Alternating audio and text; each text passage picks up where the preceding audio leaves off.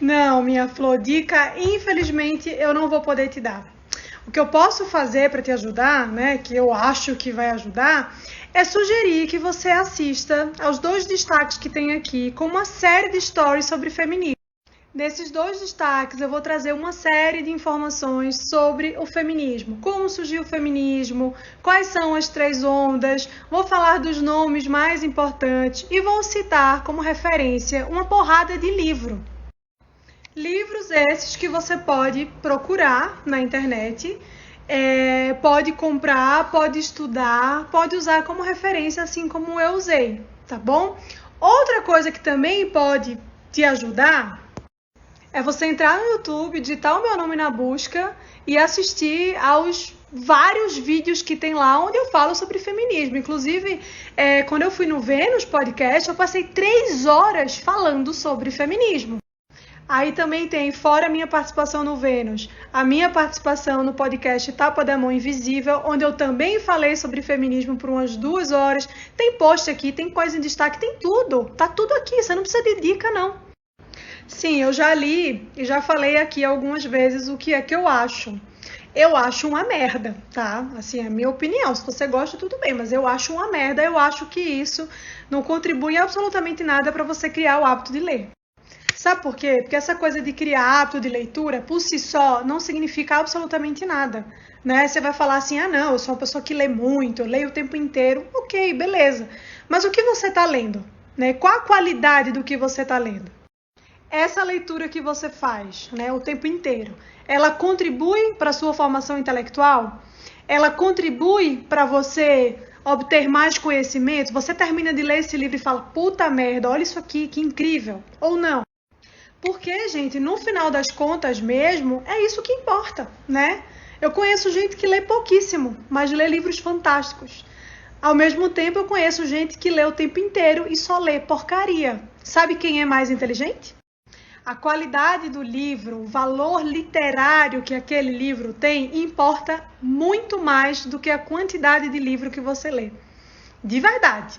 Então, assim, as pessoas ficam meio putinhas quando eu falo isso, porque é uma verdade dura. Mas é uma verdade necessária, isso precisa ser dito, tá? Então, assim, muita gente me pergunta, mas você não acha que é melhor ler Crepúsculo do que não ler nada? Não, não acho. Entre ler nada e ler Crepúsculo, você tá na mesma, meu amigo. Quem me segue há mais tempo vai lembrar que eu já falei isso aqui, tá? Eu já fui dessa corrente de que é melhor você ler qualquer coisa do que não ler nada. Mas isso é um absurdo e eu não sabia que era uma coisa tão grave. Porque ler livro ruim não é só perder tempo, né? Muita gente pergunta, é perda de tempo? Também. Mas não é só perder tempo. A leitura ruim, ela prejudica o nosso aprendizado. Ela atrofia, porque a gente não faz esforço algum. O nosso cérebro não se movimenta, não sai do canto. A gente não move um neurônio sequer para compreender aquilo ali. Porque não precisa, não tem necessidade. Então, ela não só não estimula, como ela atrofia, você fica parado. E isso, obviamente, é péssimo para o nosso crescimento, para a nossa evolução intelectual, né? Então, assim, a gente não sai do canto, a gente fica ali, a gente não enfrenta um desafio novo. Muita gente fala, mas é porque é mais fácil. Exatamente, esse é o problema. Tem uma frase do Schopenhauer que é muito boa e ele fala sobre isso, sobre você ler livros ruins. Ele diz que livros ruins são como um veneno intelectual capaz, né, um veneno capaz de fazer definhar o espírito. Ou seja, se você quer criar o hábito de ler, maravilha, show de bola, recomendo, isso vai ser muito bom para você de fato. Agora, você não precisa ler livro ruim, né, para poder criar o hábito. Crie o hábito lendo livro bom. E não precisa ser livro muito difícil. Eu não estou dizendo que você tem aqui que começar com Dostoiévski ou com Nietzsche. Não, não precisa, gente. Vai ler Machado de Assis. Eu falo tanto de Machado de Assis aqui. Vai ler Machado de Assis, pelo amor de Deus. Machado de Assis era livro paradidático na escola, gente. Todo mundo aqui no ensino médio, ou até mesmo antes, teve que ler Dom Casmurro, Memórias Póstumas de Brás Cubas, tudo isso, livro que a gente lia adolescente. Ou seja, não é difícil de entender. E são clássicos da nossa literatura. Eu estou falando aqui de Machado de Assis, né? Um dos maiores escritores da nossa história. Para mim, foi o maior, né? da literatura brasileira. Então, assim, não é muito difícil não, gente. Não é. Ai, daqui a pouco aparece uma galera aqui, né? Os Cury Minions tentando me cancelar. Nossa, o que você tem contra Augusto Cury? Tenho nada, gente. Inclusive, adoraria tomar uma cerveja com ele no bar, porque sei que é muito inteligente. Agora os livros são uma merda. Ai, meu Deus. E, gente, a piada do veterinário é o seguinte. Um belo dia, alguém perguntou aqui pra mim qual era a minha profissão. E aí eu sacaneei a pessoa. Por quê? Porque a primeira coisa, tá? Que tem escrito aqui no meu perfil, né, na parte de informações ali, que fica logo abaixo do meu nome, é a minha profissão. Tem lá, jornalista e comentarista de política. Então a pessoa perguntar isso é um desaforo. Aí eu disse que eu era veterinária e que eu tinha especialização em reprodução de elefante, né, uma coisa bem específica. E isso virou uma brincadeira, meus seguidores caíram na risada aqui e acabou virando uma piadinha que a gente sempre faz. Eu contei todos os detalhes. Eu contei todos os detalhes de como eu criei o clube lá no Vênus, quando eu participei, né? Falei sobre feminismo, mas eu também falei da minha história e citei esse episódio. Mas para quem não viu, e em resumo, foi o seguinte, eu já fazia esse trabalho aqui. De falar sobre política, sobre ideologia, sobre conceitos, sobre definições, sobre esquerda, direita, liberalismo, conservadorismo, socialismo, progressismo, blá, blá, blá. Enfim. E aí, muita gente falava assim, pô, Mari, que legal, queria saber mais sobre isso, me indica livro. E aí eu comecei a indicar livro, né? Então todos os livros que eu tinha lido, tudo aquilo que eu conhecia, eu comecei a compartilhar aqui com a galera. E depois surgiu uma outra questão que foi a seguinte, beleza, estou lendo os livros e não estou entendendo porra nenhuma. E isso começou a se tornar um movimento muito grande, né? De várias pessoas aqui querendo que eu fizesse um certo tipo de acompanhamento das leituras. Eu falei, gente, então, eu não consigo fazer isso agora porque eu preciso trabalhar. E na época eu fazia várias outras coisas. Eu estava na Jovem Pan, fazendo Mulheres da Pan com as meninas. Eu tinha outros projetos, enfim. E aí não dava, né? Só que eu comecei a perceber que talvez isso fosse um caminho. E aí eu comecei a considerar. Só que eu não sabia exatamente como fazer isso, de que maneira fazer isso, né? Como é que eu ia, sei lá, ajudar as pessoas na leitura. Não sabia. Aí, numa conversa com a Kim, ela virou para mim e falou o seguinte, Mari, faz um clube de leitura, né? Onde você escolhe os livros, aqueles livros que você considera que são importantes para as pessoas lerem. As pessoas leem e depois você vai explicando e aí vai desenvolvendo isso e tal. E aí, gente, foi muito engraçado porque na hora, minha cabeça fez isso, ó. Falei, meu Deus. Meu Deus. Não, mas sério, aí eu falei, caramba, isso é uma puta ideia. Eu desliguei o telefone com a Kim, quer dizer, eu nem acho que foi no telefone, acho que foi no WhatsApp, mas enfim, eu larguei a Kim de mão, peguei meu computador, sentei na frente dele e comecei a desenhar um projeto de um clube de leitura que seria um clube que eu gostaria de participar. Eu lembro como se fosse hoje, que eu virei à noite fazendo isso, assim, fui dormir de manhã fazendo isso. No dia seguinte eu tava com o projeto pronto, apresentei pro Bruno, falei, o que você acha? Ele falou, foda. Falei, é isso aí, vamos fazer taca-lhe pau e é nóis. Como eu não tinha nada, né, não tinha equipe, não tinha porra nenhuma, eu fiz tudo sozinha, né? Eu usei o conhecimento que eu tinha de todo o trabalho de uma vida, né? Eu sempre fui redatora, copywriter, trabalhei com marketing digital por muitos anos, então eu sabia mais ou menos o que é que eu precisava fazer. E aí fui fazendo, tudo sozinho. O Bruno me ajudava, claro, mas o grosso quem tocava era eu, né? Desde produzir o conteúdo até responder e-mail de fulano que não conseguiu passar o cartão de crédito. E sozinha eu fiz absolutamente tudo acontecer, né? Como eu disse, conteúdo, suporte, gravar vídeo, editar vídeo, fazer direção de arte, responder e-mail, marketing orgânico, mas eu fiz também tudo. E aí eu abri as inscrições para o clube em 2019, né? E como eu nunca fui uma pessoa muito otimista, assim, na verdade não é nem não ser otimista, é que eu sempre tive minhas expectativas muito no lugar. Então, eu achava que eu teria, no máximo, 100 inscritos. Eu achava que eu teria 100 inscritos, né? Assim, achar mesmo, eu achava que eu teria 50. Mas eu quis botar o negócio para cima e falei, não, no máximo vão ser 100 pessoas. E aí, foram 3.000. E aí isso me deixou muitíssimo feliz, obviamente, mas eu sabia que ali que a partir daquilo ali as minhas responsabilidades com esse clube seriam muito maiores. Então o clube virou, de fato, parte muito importante do meu trabalho hoje. Ao todo, são quase 10 mil alunos, porque infelizmente o número de vagas é limitado, né? O número é limitado, eu não consigo colocar todo mundo que gostaria de entrar para dentro, porque se eu pudesse, certamente teria muito mais do que isso. Mas isso já o torna o maior clube de leitura para liberais e conservadores do Brasil. E a ideia, né? Estou trabalhando incansavelmente para isso, é fazer com que ele seja ainda maior e ainda melhor. Honestamente, eu não sei, porque eu não sei como é que a gente poderia medir isso, sabe? Mas a partir dos relatos que eu recebo, que são muitos, né? Tanto nas universidades privadas quanto nas universidades públicas, a doutrinação reina. Vamos ser amigo, caralho! Ai, gente, sensacional isso, eu adorei. Fascista é personalidade, né? A gente pode dizer também que fascista é temperamento. Qual o seu temperamento? Melancólico, fleumático, colérico? Não, eu sou fascista.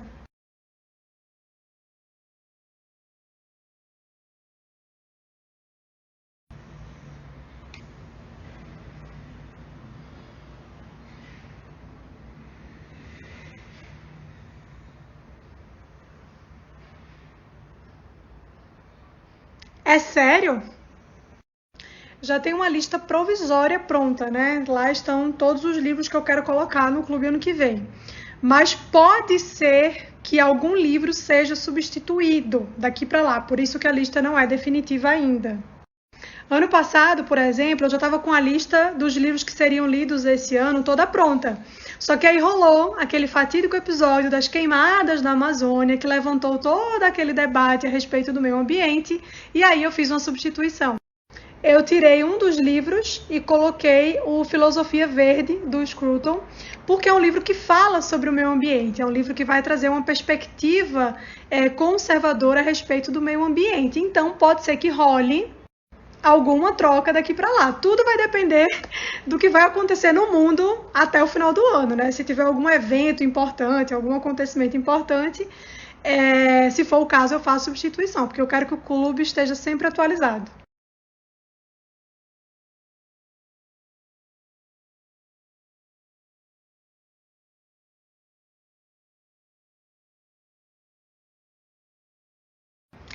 Infelizmente eu acho que esse tipo de notícia quem tem que dar é a família, mas sim, você está ficando doida. Nunca fui bolsonarista, nunca fui nada, nunca fui isto. Só quando eu era adolescente que eu era petista, mas pelo amor de Deus, isso tem 10 anos. Meu posicionamento aqui sempre foi o mesmo, tá? Seja o Bolsonaro ou qualquer outro que esteja lá. Se fizer coisas certas e boas, eu vou elogiar. Se fizer coisas erradas e ruins, eu vou criticar porque é assim que funciona. Já perdi as contas de quantas vezes eu já elogiei o Bolsonaro aqui. Inclusive, 2019 eu fiz muito mais elogios do que crítica, porque o governo estava indo muito bem, né? Hoje eu critico mais porque tem mais o que criticar.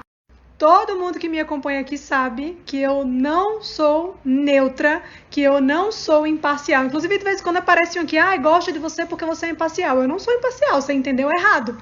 Eu sou muito parcial. Só que eu sou muito parcial com os meus valores, em relação aos meus valores, em relação àquilo que eu tenho como princípio, como bússola, como aquilo que me guia na vida, tá? E isso definitivamente não inclui ter político de estimação.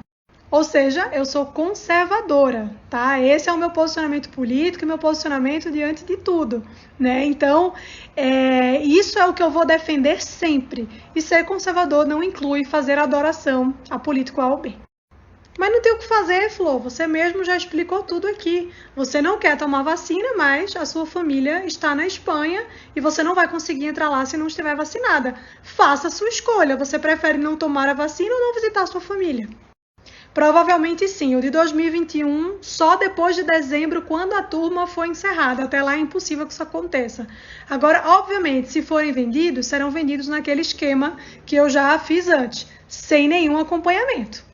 Claro que sim, inclusive acho que o Bolsonaro ainda tem predileção. Entre ele e Lula, por exemplo, né, analisando um possível segundo turno em 2022, eu acho que se fosse hoje a eleição, ele ganharia. 2021 ainda não acabou, a gente ainda tem 2022 inteiro pela frente.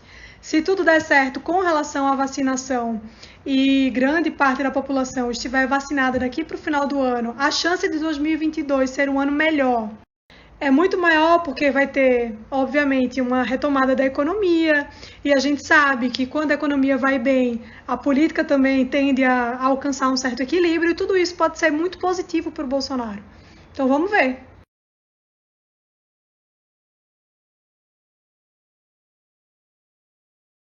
Olha, eu acho que não, tá? Eu acho que ele não ganha em 2022. Mas uma coisa precisa ser dita: Ciro Gomes é um cara muito esperto.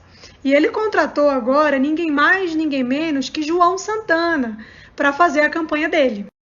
Por que eu estou falando dessa contratação? Porque o João Santana é um bandido, como todo mundo sabe. Mas ele é um bandido ao mesmo tempo que é um dos caras que mais entende de marketing político desse país. Se eu não estou enganada, João Santana elegeu 7 presidentes. Pode ser que tenha sido mais, mas eu acho que foram 7 presidentes. Ou seja, o cabo é bom. E agora ele está fazendo a campanha do Ciro Gomes. Ou seja, ainda é muito cedo para falar isso? Mas eu acho que não ganha. Eu acho que o Ciro não tem esse apelo todo, não. Agora, que ele vai fazer um estrago, ele vai. Ele vai. Se você observar as peças de campanha que ele já vem produzindo, você vai perceber isso. O Ciro já mudou completamente a estratégia de comunicação dele depois do João Santana, gente. É muito claro isso. Enquanto toda a esquerda burra fica batendo na tecla de que Bolsonaro é genocida, só que não é. O João Santana, que já entendeu que chamar Bolsonaro de genocida não faz sentido e que isso não vai dar em absolutamente nada, ele virou para o Ciro e falou assim: não chama ele de genocida, chama ele de traidor. E traidor, obviamente, é um termo bom, né, entre aspas, porque não é bom, mas pode ser útil para o Ciro utilizar essa estratégia, porque é um termo mais genérico. E você pode definir o que ele traiu, entendeu? Genocida não, porque genocida tem uma definição exata, uma definição objetiva do que é. Traidor pode ser qualquer coisa. Você pode trair sua mulher, você pode trair seu amigo, você pode trair seu sócio, você pode trair a sua pátria, você pode ser traidor de muitas formas. E o João Santana já entendeu isso, ele já entendeu que traidor pode fazer surtir muito mais efeito. Até porque o sentimento de ser traído é um sentimento que de fato existe, né? Muitos dos eleitores do Bolsonaro se sentem traídos por ele, então faz mais sentido. Eu poderia passar o dia inteiro aqui falando sobre essas questõezinhas técnicas de estratégia de comunicação política, porque eu trabalhei com isso por muito tempo, eu gosto muito desse assunto, é uma coisa que realmente me empolga, mas infelizmente não dá. A única questão que importa aqui é a seguinte: Ciro provavelmente não ganha, mas ele foi esperto e contratou o martelinho de ouro da comunicação política, que é o bandido do João Santana.